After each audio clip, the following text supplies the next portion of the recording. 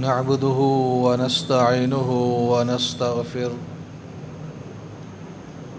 ونعوذ بالله من شرور أنفسنا ومن سيئات أعمالنا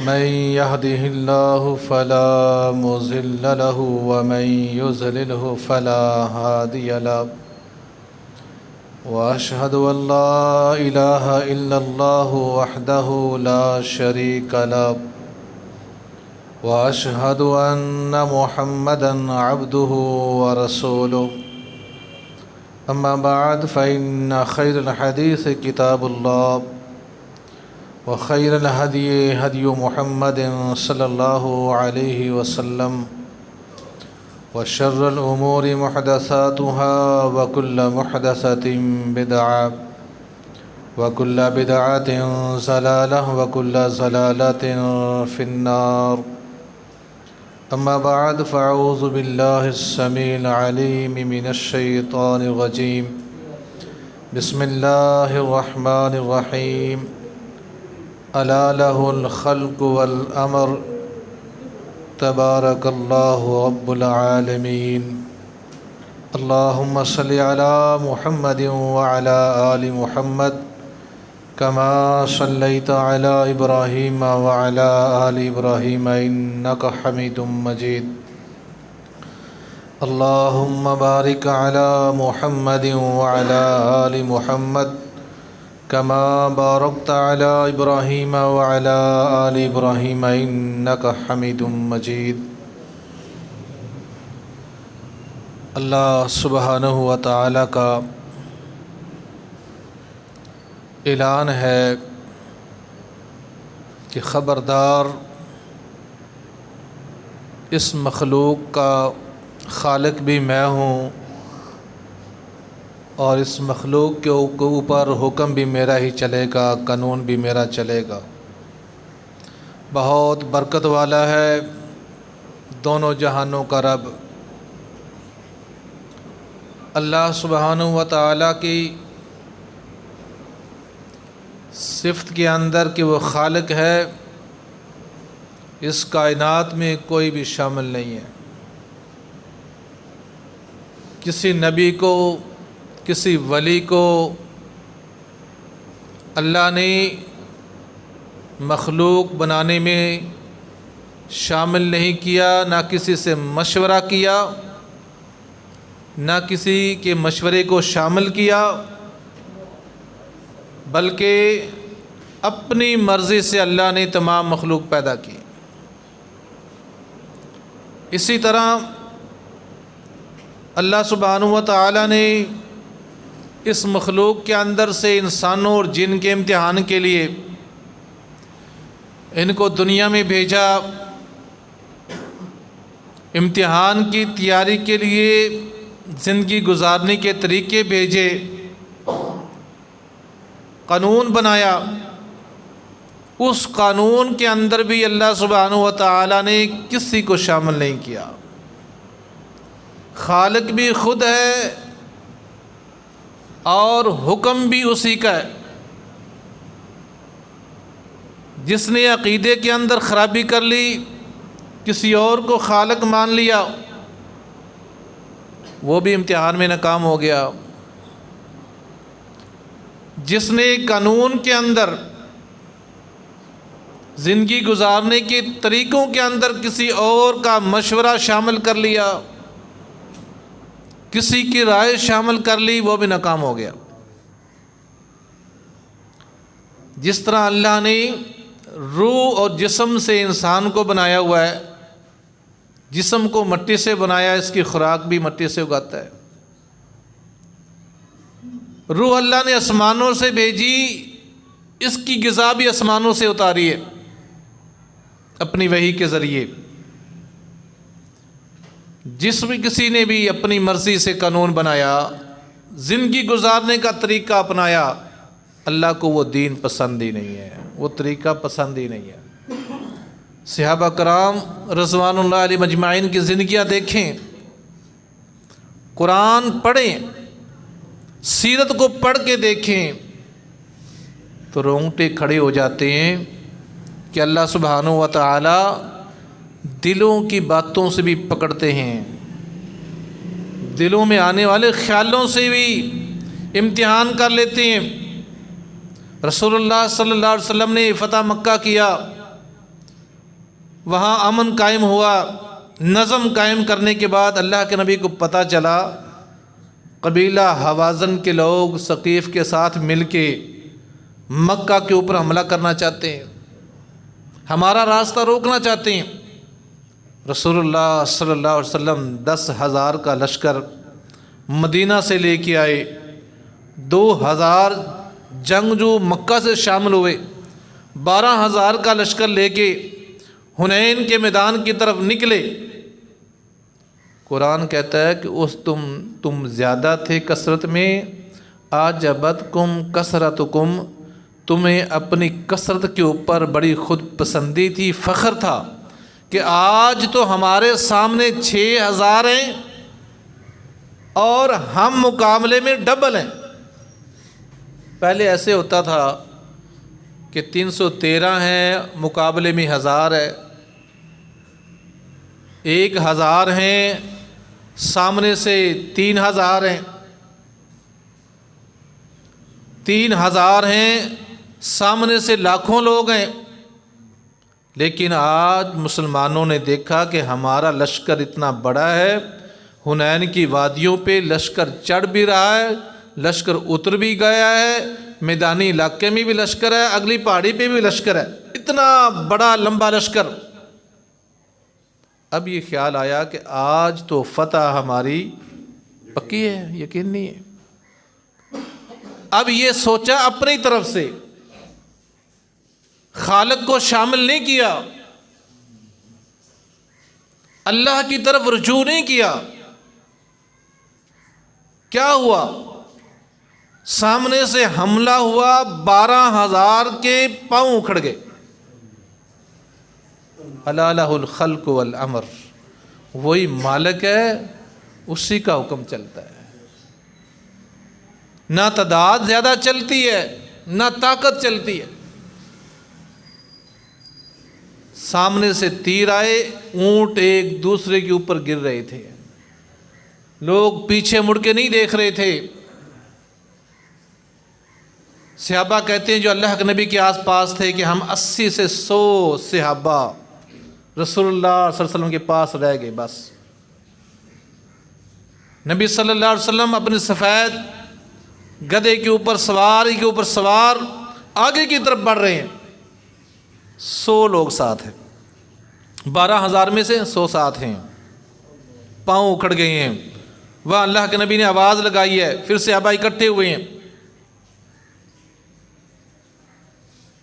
کن لوگوں کے دلوں میں آئی تھی یہ بات کہ آج تو ہم تعداد میں بہت زیادہ ہیں، بہت تقوی والے لوگ،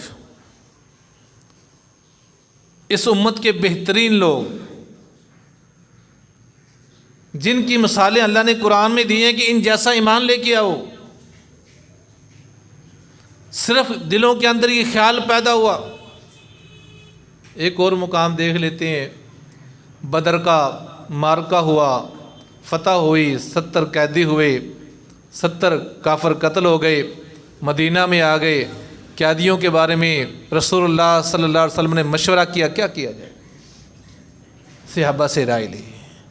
ابو بکر صدیق کہنے لگے اللہ کے نبی یہ ہمارے چاچے تائے کے بیٹے ہیں، ہمارے قبیلے کے لوگ ہیں، ان سے کچھ فدیہ لے کے چھوڑ، ہمارے حالات بہتر ہو جائیں گے۔ عمر رضی اللہ تعالیٰ نے کہا نہیں، ان کو قتل کر دیں، ان کی کمر توڑ دیں۔ حدیث میں آتا ہے رسول اللہ صلی اللہ علیہ وسلم نے فرمایا کہ میرے صحابہ یہ جبریل آئے کھڑے ہیں، اللہ کا پیغام لے کے آئے ہیں، اگر فدیہ لے کے چھوڑو گے اگلے سال اگلی لڑائی میں یہ 70 چھوڑو گے، 70 کا بدلہ 70 قتل کیے جاؤ گے، شہید کیے جاؤ گے۔ 70 چھوڑو گے، 70 شہید کیے جاؤ گے۔ ایک روایت میں نے پڑھا کہ نبی صلی اللہ علیہ وسلم نے جب یہ مشورہ مان لیا کہ فدیہ لے کے چھوڑ دیں، تو وہی آئی۔ عمر رضی اللہ تعالیٰ عنہ کہتے ہیں میں اگلے دن گیا، رسول اللہ صلی اللہ علیہ وسلم مسجد میں بیٹھے ہیں، ابو بکر بیٹھے، دونوں رو رہے ہیں۔ میں نے پوچھا اللہ کے نبی آپ بھی رو رہے ہیں، آپ کا ساتھی بھی رو رہا ہے، مجھے یہ بتائیں اگر رونے والی بات ہے تو میں بھی ساتھ مل کے روؤں۔ لکھا ہے روایت میں اللہ کے نبی رونا نہیں آیا تھا، رونے جیسا منہ کر لوں۔ آپ رو رہے ہیں میں بھی ساتھ رو، مجھے بتائیں تو صحیح آپ کیوں رو رہے ہیں؟ رسول اللہ صلی اللہ علیہ وسلم نے فرمایا جو کل فیصلہ ہوا نا فدیہ لے کے چھوڑنے کا، اس کے اوپر اللہ کی ناراضگی کا اظہار ہوا ہے، وہی آئی ہے اور اس فیصلے پہ رو رہے ہیں، اس پہ رو رہے ہیں۔ امام الانبیاء رو رہا ہے، مالک کہتا ہے کہ میرا ہی قانون چلے گا، پیدا میں نے کیا ہے، کسی نبی کا قانون بھی نہیں چلے گا، کسی صحابی کا بھی نہیں چلے گا، کسی چھوٹے بڑے کا نہیں چلے گا، کسی حکمران کا نہیں چلے گا، کسی اسمبلی کا نہیں چلے گا۔ الا له الخلق والامر، وقت کا نبی بیٹھا ہے، خیال کیا رشتہ دار ہیں چھوڑ دیں۔ اب یہ فیصلہ ہو گیا، کیا ہوا؟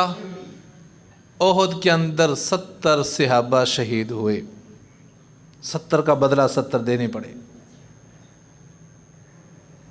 اپنے اختیار پہ فیصلہ کر لیا، 70 کا بدلہ 70 دینے پڑے۔ ایک روایت میں آتا ہے جو جبرائیل علیہ السلام والی کہ اللہ کے نبی نے پوچھا جبرائیل آگے، وہ کہتے ہیں جی نے یہ فیصلہ کیا اگلے سال 70 دینے پڑیں گے، 70 تمہارے شہید ہوں گے۔ صحابہ نے کہ اللہ کے نبی جو فیصلہ ہو گیا ہے، رشتہ دار ہیں چھوڑ دیں، ہم شہید ہو گئے تو چلو ہمیں شہادت مل جائے گی۔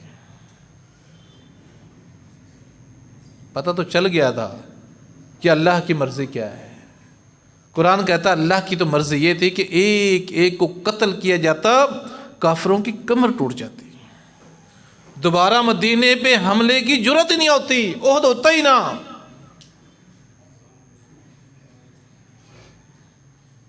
یہ دو واقعات اللہ کے نبی کے دور کے ہیں، بڑے مشکل ترین حالات کے ہیں۔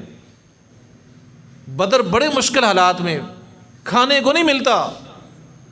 مکہ فتح ہوا حنین میں، جب تھوڑی سی خوشی ملی ہے اور اپنے دلوں کی خواہش کو شامل کر لیا، اللہ کو شامل نہیں کیا، پھر پکڑ لیا، پھر شکست سے دو چار ہو گئے ہیں، پھر 12,000 لشکر کے پاؤں اکھڑ گئے ہیں۔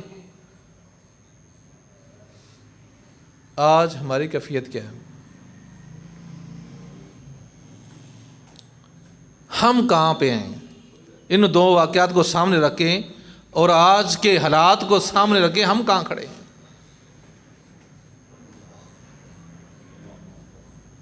ہم نے تو اپنی مرضی کی عبادت کے اندر قانون بنائے ہوئے ہیں، عبادت بھی کرنی ہے وہ بھی اپنی مرضی سے کرنی ہے۔ حدیث کو ماننا ہے تو وہ اپنے ذہن کے مطابق ماننا ہے، کہ اس کو ذہن نہیں مانتا اس حدیث کو ہی میں نہیں مانتا، یہ قرآن کی آیت میرے سمجھ میں نہیں آتی، میں اس سے کوئی مطلب نہیں اخذ کرتا۔ اللہ اکبر! جبکہ قرآن کی تفسیر اللہ نے حدیث ساتھ ساتھ بھیجی ہے، ساتھ ساتھ بھیجی ہے۔ ہم نے تو قانون دان بنائے ہوئے ہیں، ہم تو لوگوں کی لکھی ہوئی فقہ کو دین سمجھتے ہیں، جبکہ اسلام کا معیار یہ ہے، اسلام کا معیار یہ ہے دین بنانے میں کہ جبرائیل آ جائیں، روح الامین، امانت دار فرشتہ جو وحی لے کے آتا تھا وہ آئیں اور صحابہ کو دین بتائیں۔ جب نبی صلی اللہ علیہ وسلم نے فرمایا، حدیث میں نے پہلے سنائی ہوئی ہے، جبرائیل جانے لگے تو اللہ نے کہ نبی نے فرمایا یہ جبرائیل آئے تھے تمہیں تمہارا دین سکھانے آئے تھے۔ تو دین تو اس طرح سکھاتے، جبرائیل کھڑے ہو جاتے جیسے میں کھڑا ہوں، صحابہ کو خطبہ دیتے، ایمان بتاتے، اسلام بتاتے، احسان بتاتے، قیامت کی نشانیاں بتلا دیتے، چلے جاتے۔ اللہ کے نبی فرماتے کہ یہ جبرائیل تھا، دین بتانے آیا تھا، صحابہ نے مان لینا تھا۔ لیکن دین کا معیار یہ ہے کہ جبرائیل بھی ڈائریکٹ اس امت کو دین بتائے تو دین نہیں بنتا، وہ وہی نبی کے پاس لے کے آئے اور نبی صلی اللہ علیہ وسلم خود بتائیں کہ دین ہے، یہ قرآن ہے، یہ حدیث ہے، پھر وہ دین بنتا ہے۔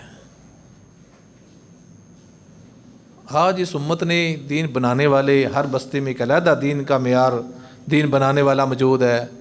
ہر مولوی کہتا ہے اس کا یہ مطلب بنتا ہے، مسئلہ بتاتا ہے کہ وہ کچھ مسئلے کا حل بتاتا ہے، دوسرے سے پوچھتے ہیں وہ اور مسئلہ اس کا جواب دیتا ہے، تیسرے سے پوچھتے ہیں اس کا اور جواب دیتا ہے۔ ایسا ہی ہوگا، جب میں اپنی مرضی سے بتاؤں گا تو میری اپنی مرضی ہوگی، اس میں آگے جائیں گے وہ اپنی مرضی سے بتا دے گا، تیسرے کے پاس جائیں گے وہ اپنی مرضی سے بتا دے گا۔ جب معیار یہ ہوگا کہ مسئلہ بتانا ہے، دین بتانا ہے، طریقہ بتانا ہے قرآن سے یا حدیث سے، ایک ہی جواب آئے گا، پھر مختلف جواب نہیں ہوں گے، پھر اپنی مرضی کے قانون وہ ختم ہو جائیں گے۔ ایک بڑی مشہور سی بات سب کا اس سے واسطہ پڑتا ہے، میں انہی کے اوپر آج کے دور کی دلیل دیتا ہوں، دنیاوی قانون کے نہیں، صرف عبادت کے اندر سے، عبادت کے اندر سے۔ رسول اللہ صلی اللہ علیہ وسلم آئے مسجد نبوی میں فجر کی نماز پڑھانے کے لیے، ایک صحابی سنتے پڑھ رہا ہے، تکبیر ہو گئی، آپ مصلی پہ آ گئے، وہ ابھی سنتے پڑھ رہا ہے، آپ نے مصلی چھوڑا، اس کے پاس گئے، اس کا کان پکڑا، اس کو جا کے پوچھا کہ کیا پڑھ رہے ہو؟ 4 رکعتیں پڑھو گے؟ فجر کی 4 پڑھو گے؟ سلام پھیرنے کا کہا، پھر اس کے کان میں کچھ اور بات کہی، یہ باتیں تو صحابہ نے سنی، ایک بات اور کہی وہ صحابہ نے نہیں سنی۔ نبی صلی اللہ علیہ وسلم مصلی پہ آ گئے، جماعت کروائی، صحابہ سمجھ گئے کہ اس کو سلام پھیرنا چاہیے تھا، آپ نے فرمایا جب جماعت کے لیے تکبیر ہو جائے تو پھر کوئی نماز نہیں سوائے الا المکتوبہ، فرض نماز کے، پھر کوئی نماز نہیں ہوتی۔ تکبیر ہو گئی فرض کی تو اب کوئی نماز نہیں ہوتی سوائے فرض کے، پڑھتا ہے تو پڑھی جائے، وہ مطمئن ہو گیا میں نے 2 رکعت پوری کر لی، اس نے اپنے آپ کو تسلی دے دی، اس کی وہ بھی نہیں ہے، منع کر دیا۔ اللہ اکبر۔ نماز کے بعد اللہ کے نبی چلے گئے، صحابہ اس صحابے کی طرف لپکے کہ ایک بات تو ہمیں سمجھ آ گئی تھی کہ اللہ کے نبی نے منع کیا کہ 4 رکعت پڑھتا ہے تو فجر کی، 2 اب پڑھ رہا ہے، 2 ہمارے ساتھ پڑھے گا، تو نے سلام پھیر دیا تھا۔ اللہ کے نبی نے کان میں کچھ اور بھی کہا، وہ کیا کہا؟ رسول اللہ صلی اللہ علیہ وسلم کا کیا حکم تھا؟ صحابی کہنے لگا رسول اللہ صلی اللہ علیہ وسلم نے میرے کان میں کہا کہ قرب قیامت میری امت 4 رکعت فجر کی پڑھا کرے گی فرض، ایک وقت آئے گا میری امت کے لوگ فجر کے 4 فرض پڑھا کریں گے، تو 4 پڑھنا چاہتا ہے، ایک وقت آئے گا 4 پڑھا کریں گے۔ صحابہ بڑے پریشان ہوئے، فرضوں کے اندر بھی تبدیلی آ جائے گی۔ آپ بھی حیران ہوئے ہوں گے، پڑھے نہیں جاتے 4 فرض پڑھے نہیں جاتے ہمارے ہاں، جماعت ہو رہی ہے پیچھے سے 2 پڑھ کے وہ شامل ہو رہا ہے، وہ فرض شمار ہو رہے ہیں، فرض کے علاوہ تو نماز پڑھنے کا حکم ہی نہیں ہے۔ اللہ کے نبی کہہ رہے ہیں کہ تو 4 پڑھے گا، اگر وہ پڑھتا سنت مکمل کر کے آتا اور پھر جماعت کے ساتھ بھی 2 پڑھتا تو کتنے شمار ہو رہے ہیں؟ 4 ہو رہے ہیں۔ کیا ہماری مسجدوں میں نہیں ہو رہا؟ جماعت ہو رہی ہے پیچھے سے 2 پڑھ کے 2 امام کے ساتھ شامل ہو کے 4 نہیں پڑھ رہا؟ کیا یہ حدیث کتابیں موجود نہیں ہیں جو میں سنا رہا ہوں، یا میں بنا کے لے آیا ہوں اس کو؟ یہ پڑھی جاتی ہے تمام مدرسوں میں، تمام علماء کو پتہ ہے، تمام مسالک کے علماء کو پتہ ہے، مسلکوں کی میں بات ہی نہیں کرتا، میں قرآن و حدیث کی بات کر رہا ہوں۔ تمام لائبریریوں میں حدیث بھی موجود ہے، ان کے اندر یہ حدیث بھی موجود ہے، پڑھی بھی جاتی ہے، پڑھائی بھی جاتی ہے۔ جب طالب علم پوچھتا ہے کہ یہ حدیث آ گئی کیوں پڑھتے ہیں، تو پھر کیا کہا جاتا ہے؟ ہمارے امام کا قول ہے، ہمارے امام نے کہا کہ فجر کی سنتوں کی بڑی اہمیت ہے، رسول اللہ صلی اللہ علیہ وسلم نے حجر میں سفر میں ان کو نہیں چھوڑا، لہذا ان کو فرضوں سے پہلے پڑھنا ہے۔ اللہ کے نبی نے کیا کہا حدیث میں؟ صحیح مسلم، بخاری اور ابو داؤد کے حوالے سے یہ باتیں کر رہا ہوں۔ کیا کہا کہ فرض کے علاوہ کوئی نماز نہیں پڑھنی، جو پڑھ رہا تھا اس کو کہا کہ 4 پڑھے گا، ساتھ کان میں کہا کہ ایک وقت آئے گا لوگ 4 پڑھیں گے، یعنی پیچھے پڑھتے رہیں گے، نماز سنتے ہیں۔ صحابہ لحاظ کریں کفار کا، رشتہ داری کا، اور کہیں کہ کچھ معیشت بہتر ہو جائے گی، اور کون مشورہ دے؟ اس امت کا بہترین شخص، پہلا مسلمان ابو بکر صدیق رضی اللہ تعالیٰ عنہ کو اللہ کے نبی یہ ہمارے ہی قبیلے رشتہ داری کے لوگ ہیں، ان کو کچھ فدیہ لے کے چھوڑ دیں، ہماری معیشت بہتر ہو جائے گی، ہتھیار خرید لیں گے، تلواریں نہیں ہیں، زرہ نہیں ہیں، سامان لے لیں گے، بلائی بھی ہو جائے گی، ہو سکتا ہے یہ پھر مسلمان بھی ہو جائیں۔ تو اللہ نے کہا کہ 70 اگلی دفعہ ان کے بدلے میں لے لینے میں نے۔ وہ بدر والے جن کی طرف اللہ نے جھانک کے دیکھا اور مغفرت کی گارنٹی ہے، وہ حنین میں مہاجر صحابہ 1400، نبی صلی اللہ علیہ وسلم نے جب آواز لگائی نا، بھاگ رہے تھے، فرمایا اپنے چچا عباس کو کہ تمہاری آواز بہت اونچی آواز لگاؤ کہ بیت رضوان والے کہاں ہیں، میرے پاس آئیں۔ یہ آواز لگوائی اللہ کے نبی نے، بیت رضوان والے کہاں ہیں، وہ میرے پاس پہنچیں۔ کوئی فضیلت تھی تو ان کی دلوں کا کوئی تقویٰ تھا، دلوں میں کوئی بہادری جنگ کی، جنہوں نے بیعت کی تھی لڑنے مرنے کی۔ فرمایا بیت رضوان والے کہاں ہیں جو بھاگے جا رہے ہیں؟ تمام سے فوراً اکٹھے ہوئے وہاں۔ بیت رضوان والے بھی اس کا مطلب پاؤں اکھڑ گئے تھے۔ قرآن کیا کہتا ہے کہ تمہیں عجب لگا، خود پسندی آ گئی کہ آج کثرت میں بہت ہیں، آج کثرت میں بہت ہیں۔ یہاں کیا ہوا؟ حدیث آگے اللہ کے نبی نے بتا بھی دیا قرب قیامت ایسے ہوگا، لیکن ہم نے لوگوں کو مطمئن کر دیا، قانون بنا دیا کہ نہیں، فقہ کے اندر لکھا ہوا پڑھ سکتے ہیں۔ وقت تھوڑا، صرف ایک ہی مثال پہ اکتفا کروں گا۔ دوسرا، فرائض کے اندر ہی رسول اللہ صلی اللہ علیہ وسلم نے فرمایا آنے والا مسجد میں جمعہ کے دن جب آئے، جتنی اس کو نماز میسر ہو، جب تک امام ممبر پہ نہیں آتا 4 پڑھ لے، 6 پڑھ لے، 8 پڑھ لے، 12 پڑھ لے، پڑھتا چلا جائے جتنا اس کو میسر ہے۔ جب امام ممبر پہ آ جائے بیٹھ جائے، پھر نماز پڑھنا بند کر دے اور خطبہ سنے۔ اور ساتھ فرمایا جو بعد میں آتا ہے، امام خطبہ دے رہا، اب جو آ رہا ہے، اب جو آئے گا، اس کے بارے میں رسول اللہ صلی اللہ علیہ وسلم نے فرمایا وہ 2 رکعتیں پڑھ کے بیٹھے، وہ 2 رکعتیں پڑھ کے بیٹھے۔ یہی قانون چل رہا ہے۔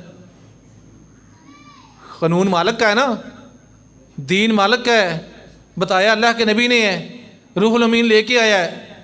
اب وہ نبی کہہ رہا ہے کھڑا ہو کے کہ 2 رکعت آنے والا تو پڑھ کے بیٹھ،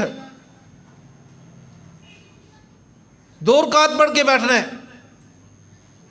قانون بن گیا، شریعت بن گئی، اللہ کا حکم بن گیا، پیغمبر کے منہ سے نکل گیا۔ ہم نے کیا قانون بنایا ہوا ہے؟ آپ جائیں مسجدوں میں دیکھیں، امام صاحب خطبہ دے رہے ہیں، آنے والے بیٹھ رہے ہیں، جو بھی آتا ہے وہ بیٹھ جاتا ہے، جو بھی آتا ہے وہ بیٹھ جاتا ہے۔ پھر کیا کہا جاتا ہے خطبے کے بعد؟ سنتے پڑھ لو، ٹائم دیا جاتا ہے 5 منٹ۔ یہ عبادات کے اندر ہو رہا ہے۔ دنیاوی معاملات تو چھوڑ دیں کہ ہم نے کاروبار کیسے کرنا ہے، معیشت کیسے کرنی ہے، قانون کیسے بنانا ہے، یہ تو عبادات کے اندر ہے۔ جب سوال کیا گیا کہ اللہ کے نبی کی حدیث، اب یہ حدیث بھی ہے، سب پڑھتے پڑھاتے ہیں، تمام مسالک پڑھتے پڑھاتے ہیں، تمام مدرسوں میں یہ حدیث کی کتاب موجود ہے، تمام اسٹوڈنٹ کو پڑھائی جاتی ہے، بچے ان میں سے کوئی نہ کوئی سوال کر لیتا ہے، سلیم الفطرت ہوتا ہے بچہ، کوئی نہ کوئی سوال کر لیتا ہے، جی یہ سوال آیا، ہم تو بٹھا دیتے ہیں، بعد میں ٹائم دیتے ہیں۔ یہ اللہ کے نبی نے کہا کہ 2 رکعت پڑھ کے بیٹھے۔ وہاں کیا بتایا جاتا ہے کہ چونکہ خطبہ سننا فرض ہے، امام صاحب نے اجازت نہیں دی نا، یہاں ان کا بیٹھنا ہے، تو اس کے دفاع میں کیا قانون بنایا کہ خطبہ سننا فرض ہے اور یہ 2 رکعت پڑھنا سنت ہے، لہذا چونکہ فرض ضروری ہے، سنت نہیں پڑھیں گے، بیٹھ جائیں گے۔ یہ قانون ہے کہ فرض کے ہوتے ہوئے سنت نہیں پڑھ سکتے، لہذا آپ نے سنت یہاں نہیں پڑھنی حدیث کے ہوتے ہوئے بھی، کیونکہ قانون بن گیا۔ یہ قانون بنایا گیا کہ حدیث کے ہوتے ہوئے بھی آپ نے، کیونکہ خطبہ ہو رہا ہے وہ سننا ہے، وہ فرض ہے، آپ بیٹھ جائیں گے، حدیث کو چھوڑ دیں گے۔ وہاں فرض جماعت نہیں ہو رہی فجر کی، وہ فرض نہیں ہے، یہ قانون وہاں اٹھا کے لاگو نہیں کر سکتے۔ پھر ایک طرف تو چلو نا۔ اگر یہ قانون بنا لیا خود کہ فرض کے ہوتے ہوئے سنت میں عمل نہیں کریں گے، حدیث چاہے آ جائے، تو پھر فجر کی جماعت ہو رہی ہے، فرض ہو رہے ہیں، اور وہ پیچھے سنت پڑی جا رہی ہے۔ وہاں ٹھیک ہے، یہاں خطبہ ہو رہا کہ فرض ہے اس لیے 2 سنت نہیں پڑھنی، یہاں بھی جب حدیث آ گئی یہاں پڑھتا ہے، وہاں جماعت ہوتی ہے تو بغیر حکم کے تو پڑھ رہا ہے، یہاں حکم سے پڑھ لے، برابر تو کر لے۔ یہ قانون ہے نا، وہاں پڑھنا قانون بنا لیا، یہاں چھوڑنا قانون بنا لیا، مالک کا قانون کہاں گیا؟ دین کہاں گیا؟ دین اسلام کہاں گیا؟ اللہ اکبر۔ امام مالک سے کوئی مسئلہ پوچھتا نا تو ان سے کوئی پوچھتا کہ مجھے آپ بتا دیں کہ وضو کیسے کرنا ہے، وہ کہنے لگے بڑا افسوس ہے ایسے سوال کرتے ہیں، تو سوال ہی غلط ہے، یہ تو سوال ہی غلط ہے۔ مجھ سے یہ پوچھ کہ اللہ کے نبی صلی اللہ علیہ وسلم وضو کیسے کرتے تھے، مجھ سے پوچھیں گے وضو کا طریقہ بتا دیں، میں بتا دوں گا جو مجھے آتا ہے۔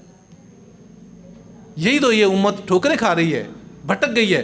مجھ سے آپ یہ کہیں گے مولوی صاحب وضو کا طریقہ بتائیں، میں بتا دوں گا آپ کو طریقہ جو مجھے آتا ہے۔ آپ کہیں گے دوسرے امام صاحب کے پاس جائیں گے وضو کا طریقہ بتا دیں، اس کو جو آتا ہے وہ بتا دے گا، کچھ نہ کچھ فرق آئے گا، انسان ہے۔ تیسرے کے پاس جائیں گے کہ وضو کا طریقہ بتا دیں، وہ کوئی اور طریقے سے بتا دے گا، کچھ اور فرق آ جائے گا۔ پھر آپ کہیں گے نہیں یہ فرقے مولوی نے کر دی، یہ گروہ بندی ہوگی، یہ وہ فلاں مسجد کا مولوی ایسے کرتا ہے، فلاں کا ایسے کرتا ہے، فلاں کا ایسے کرتا ہے، ان میں اتفاق نہیں ہے۔ بھئی آپ کا سوال ہی غلط ہے۔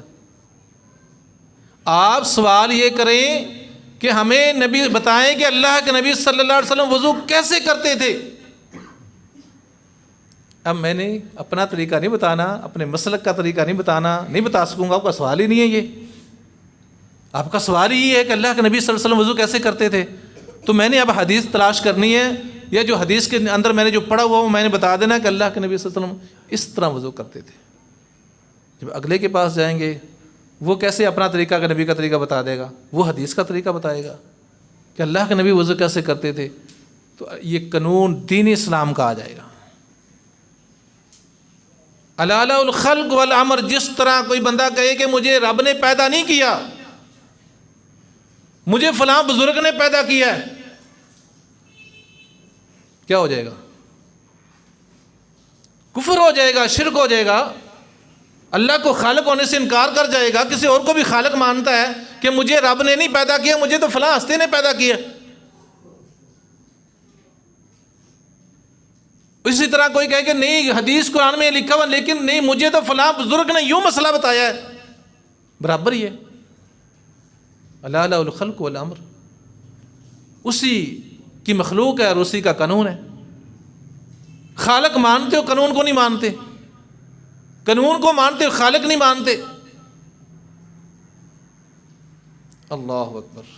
اللہ نے قرآن میں جب حکم دیا نا اقیم الصلاۃ، نماز قائم کرو، اب اس کی تفسیر پڑھنی پڑے گی کہ رسول اللہ صلی اللہ علیہ وسلم نے نماز کیسے پڑھی تھی، ہمیں پتہ ہی نہیں ان باتوں کا، قرآن کو پڑھ کے نہیں دیکھا۔ قرآن پڑھیں گے نا تو پتہ چلے گا۔ ہم سمجھتے ہیں کہ ایک شخص نے دین کا لبادہ اوڑھا ہوا ہے، ٹوپی پہنی ہوئی ہے، سفید کپڑے پہنے ہوئے ہیں، بہت نیک ہستی ہے، جو کچھ کہہ رہا ہے یہ وہی کہہ رہا ہے جو رب بتا رہا ہے، بس اس پہ اعتبار کر کے بیٹھے ہیں۔ وہی دیندار بندہ دنیا کا کام کرے، کوئی چیز فروخت کر رہا ہے، کوئی فروٹ فروخت کر رہا ہے، تو میں دیکھوں آپ اس پہ اعتماد کر کے آنکھیں بند کر کے لے لیں، نہیں، وہاں دیکھ لیں گے، آپ سبزی کو چیک کر لیں گے، فروٹ کو چیک کر لیں گے، اور کوئی کاروبار ہے تو دوسری دکان سے اس کا ریٹ پوچھ لیں گے۔ دین کے بارے میں کیوں نہیں پوچھا؟ ہاں ضرورت کے تحت پوچھ لیں گے، ضرورت کے تحت پوچھ لیں گے۔ بڑا مشہور مسئلہ ہے 3 طلاقوں کا، اکثر لوگ میرے پاس بھی آتے ہیں کہ خود وہ 3 طلاقیں جب دے کے آتے ہیں نا، اپنے علماء کے پاس جاتے ہیں، وہ کہتے 3 ہو گئی، اب کیا حلالہ سینٹر میں آ جاؤ، حلالہ سینٹر میں آؤ، 3 دن چھوڑ کے جاؤ حلالہ کے لیے۔ پھر اپنی ذات پہ چوٹ لگی ہے نا، جب وہ کہتا ہے کہ نہیں مجھے رب نے نہیں، مجھے تو فلاں ہستی نے پیدا کیا ہے، اللہ کو نہیں ہوتا غصہ کہ بنایا میں نے ہے، پیدا میں نے کیا ہے، آنکھیں بنائی ہیں، ہاتھ پاؤں بنائے ہیں، درست بنایا ہے، صحت دی ہے، رزق دے رہا ہوں، بولنے چالنے کے قابل نہیں تھا، رزق اس وقت بھی دیا ہے، اب یہ کہتا ہے کہ مجھے رزق کو فلاں کوئی اور دے رہا ہے، پیدا بھی کسی اور نے کیا ہے۔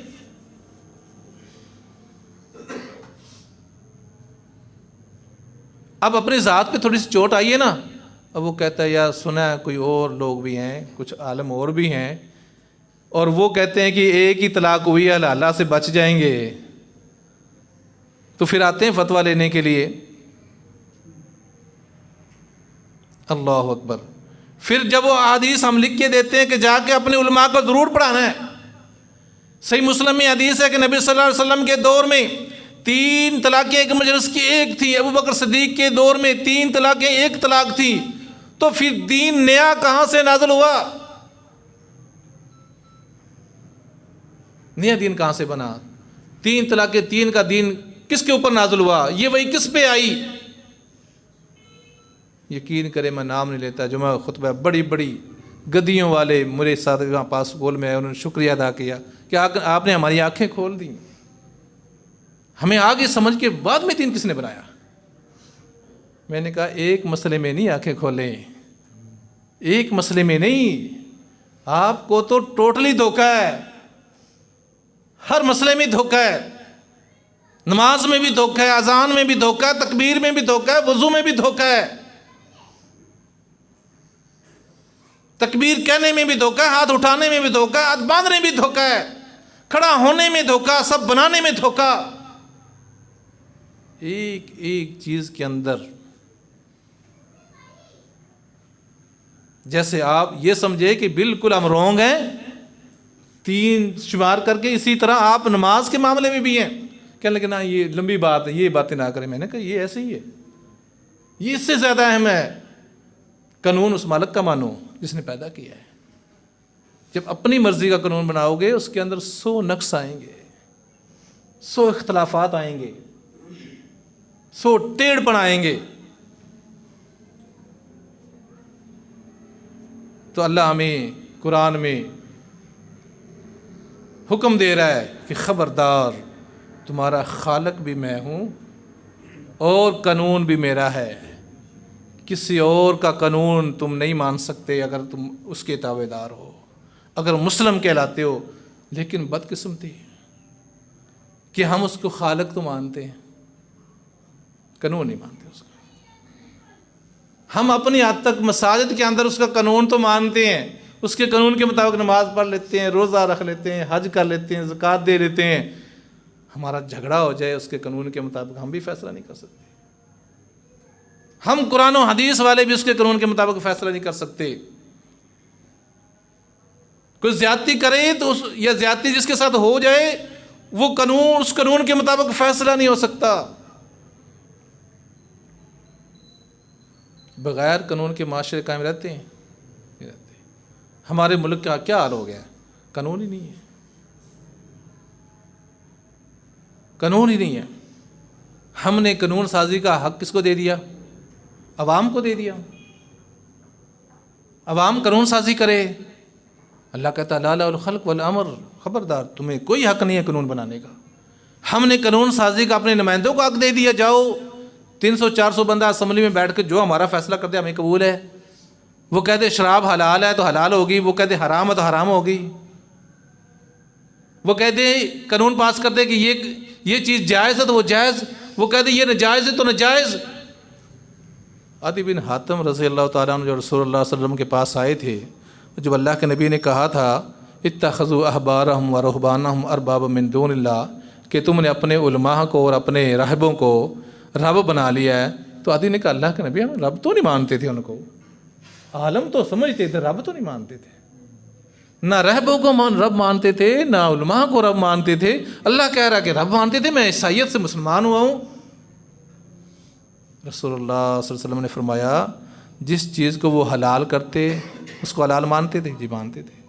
جس کو وہ حرام کہہ دیتے اس کو حرام مانتے تھے، جی اس کو حرام مانتے تھے. یہی رب ماننا ہے. حلال حرام کا اختیار تو اللہ کا ہے. تم نے علماء کو دے دیا، تم نے اپنے راہبوں، درویشوں، صوفیوں، پیروں کو دے دیا. یہی رب ماننا ہے. کوئی بات نہ کہے نا قرآن میں یہ چیز حرام ہے، وہ کسی کا پیر کہہ دینا نہیں یہ حلال ہے، وہ آپ منا کے دکھائیں میں نہیں پیر صاحب پاگل ہے. بندہ غلطی کر کے نا پھر کوشش کرتا سوال پہ سوال کر کے کہ مولوی صاحب کے منہ سے کہیں نکل جائے بھی ٹھیک ہے، اس کا اپنا ضمیر مطمئن نہیں ہوتا اس پہ، لیکن وہ سوال کر کے کوشش کرتا ہے کہیں مولوی صاحب کہتے ٹھیک ہے بس پھر میں اس کو کر لوں، حالانکہ اس کا 50% ذہن مان رہا ہوتا ہے کہ یہ غلط ہے. مولوی کے منہ سے کلوانے سے ٹھیک ہو جائے گا؟ اس کو تم نے اختیار دے دیا حلال کو حرام کرنے کا اور حرام کو حلال کرنے کا. یہی رب ماننا ہے. آپ نے نمائندوں کو بھیج دیا کہ ہماری قسمت کا فیصلہ آپ نے کرنا، جو قانون بنائیں گے ہم مانیں گے. یہ رب بنانا ہے.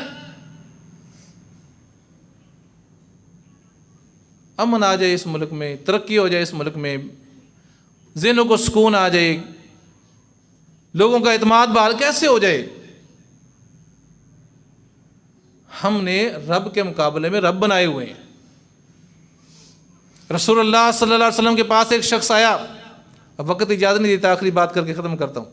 اس نے کہا کہ ماشاء اللہ و ماشاء محمد، جو اللہ چاہے اور جو آپ محمد صلی اللہ علیہ وسلم چاہیں.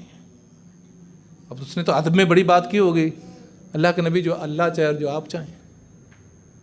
جیسے ہمارے یہاں کہتے ہیں اللہ نبی وارث، ایسے کہتے ہیں لوگ، اکثر بولتے ہیں جی میں اللہ تو رسول چاہے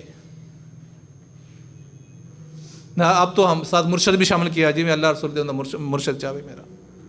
یہ باتیں شامل کرتے ہیں. پیرا نہیں پتہ ہے. صحابی آیا، اس نے کہا ماشاء اللہ و ماشاء محمد، اللہ کے نبی جو اللہ چاہے اور آپ چاہیں. رسول اللہ صلی اللہ علیہ وسلم نے فرمایا تجعلنی ندا اتجعلنی للہ ندا، تو نے مجھے اللہ کا شریک بنا دیا ہے، کیا تو مجھے اللہ کا شریک بنانا چاہتا ہے؟ اب اس نے یہ نہیں کہا کہ آپ بھی خالق ہیں، آپ بھی داتا ہیں، آپ بھی غریب نواز ہیں، آپ بھی دستگیر ہیں، آپ بھی بڑی تارتے ہیں، آپ بھی بیٹے دیتے ہیں، آپ بھی شفا دیتے ہیں. یہ نہیں کہا اس نے، صرف اتنی سی بات کہ جو اللہ چاہے اور آپ چاہیں. فرمایا رسول اللہ صلی اللہ علیہ وسلم نے قولو، یہ کہو ما شاء اللہ وحدہ، ما شاء اللہ وحدہ، جو اکیلا رب چاہے، جو اکیلا رب چاہے. اب ان الفاظ پہ آپ غور کریں، ہم کہاں چلے گئے؟ جو اکیلا رب چاہے وہ ہوتا ہے، اور کسی کی چاہے سے کچھ نہیں ہوتا. سارے اختیار اللہ کے پاس ہیں. دل میں ارادہ بھی آ گیا کہ نہیں، کچھ تھوڑا بہت کچھ نہ کچھ کر سکتا ہے، رائی کے دانے کے برابر. ایمان کا صفایا ہے. ایسا ایمان رب کو نہیں چاہیے.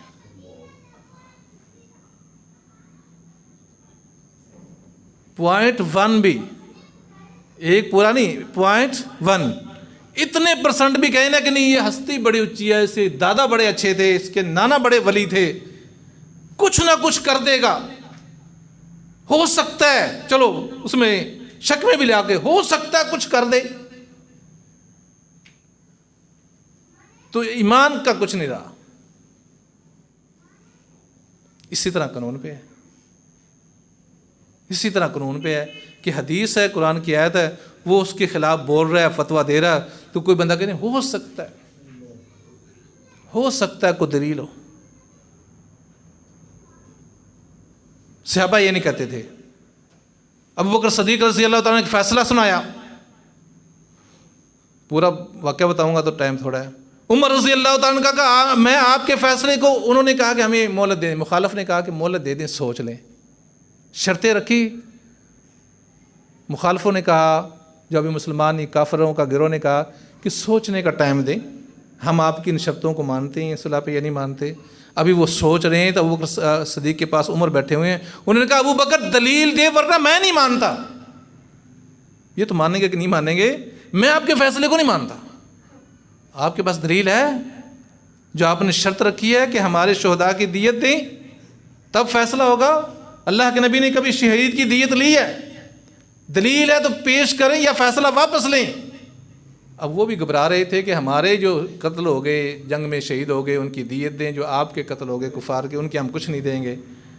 تو تب صلح ہو گئی۔ تو حضرت عمر نے کہا کہ اللہ کے نبی نے کبھی صلح پہ دیت لی؟ ثابت کریں۔ کہا نہیں، دلیل نہیں ہے، فیصلہ واپس لیں۔ فوراً فیصلہ واپس لے لیا۔ ہم سوچتے ہیں شاید کوئی دلیل ہو۔ اللہ کے نبی مسلح پہ بٹھا کے گئے ہیں، خود کھڑے ہو کے ساتھ بیٹھ کے نماز پڑھوا کے گئے ہیں، غار یار ہیں، عائشہ کے ابو ہیں رضی اللہ تعالیٰ عنہ، پہلا مسلمان ہے، خلیفۃ الرسول ہے۔ ویسے تو نہیں کہہ رہا، ٹھیک ہی کر رہا ہوگا، دلیل مانگی گئی ہے، دلیل دیں۔ اس سے بڑا نیک درجے والا رتبے والا امتی اس امت میں نہیں ہے۔ جب اس سے دلیل مانگی جا سکتی ہے تو مجھ سے اور آپ سے دلیل مانگنا کوئی عیب نہیں ہے، اور نہیں مانگیں گے تو دین خالص نہیں رہے گا۔ اللہ سبحانہ و تعالیٰ سے دعا ہے کہ اللہ جس طرح ہم مخلوق اللہ کی ہیں، اسی طرح قانون بھی اسی کا مانے۔ وما علینا الا البلاغ۔